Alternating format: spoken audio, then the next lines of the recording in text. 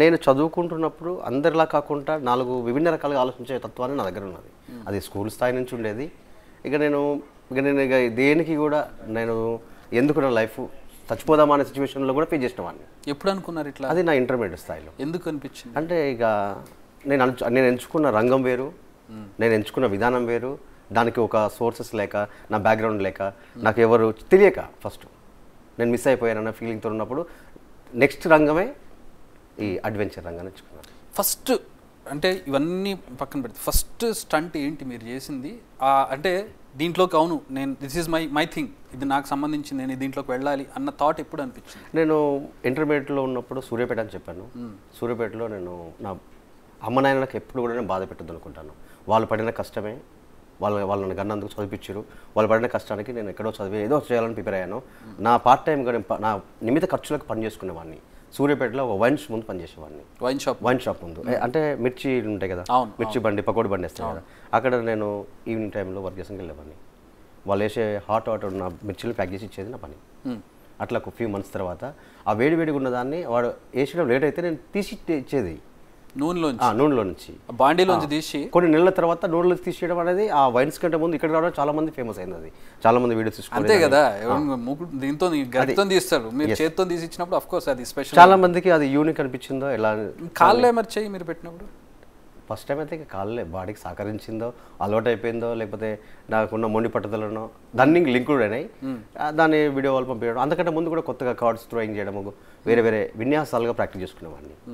అంటే మనం ఊర్లో ఎలా ఉంటుంది, ఊరు వాతావరణం ఏదో ఒక రంగంలో, అంటే స్విమ్మింగ్ చేసేటప్పుడు కానీ, చెట్టు ఎక్కేటప్పుడు కానీ డిఫరెంట్ యాంగిల్లో ఆలోచించే విధానం అది. చెట్లు ఎక్కడ డిఫరెంట్గా ఎక్కేవాళ్ళు అంటే ఇప్పుడు అందరు చెట్టు ఇలా ఎక్కుతారు కదా, నేను కాళ్ళు పైకి పెట్టి తల కింద పెట్టి ఎక్కుతాను. కాళ్ళు పైకి తల పెట్టి చెట్టు ఎక్కుతాను. మామూలుగా స్ట్రైట్ మీరు నార్మల్గా ఎక్కిన దానికంటే స్పీడ్ ఎక్కుతాను, మీరు నార్మల్గా దిగిన దానికంటే స్పీడ్నే దిగుతాను. ఉల్టా. ఎస్. ఓకే. ఇట్లాంటి కొన్ని విభిన్న రకాల నా మనసుత్వం, మైండ్ సెట్ వీటికి ఆకర్షణ అయిపోయింది. ఎప్పుడైతే వాళ్ళు చూసి టీవీ వాళ్ళు పిలిచినప్పుడు నాకు ఒక టాలెంట్ నాకు కూడా ఉంది అనేది అర్థమైంది. నేను ఎక్కడో ఊర్లో జన్మించిన వాడిని, నాకు ఏదో ఒక ఇంత టాలెంట్ ఉంది కదా, దాన్ని ఇంప్రూవ్ చేసుకుందామని కొన్ని సంవత్సరాలు సాధన చేసిన. మరి ఇంత చాలా భయంకరమైనటువంటి స్టంట్స్ మీరు చేసేవి, ప్రాణాలు కూడా పోయేటటువంటి పరిస్థితి. అంటే ఎవరైనా సాధారణ మనిషి చేస్తే, మీరు ఎక్స్పర్ట్ కాబట్టి ఓకే, సాధారణ మనిషి చేస్తే డ్యామేజ్లు అవుతాయి. నేను సాధారణ మనిషినే కదా.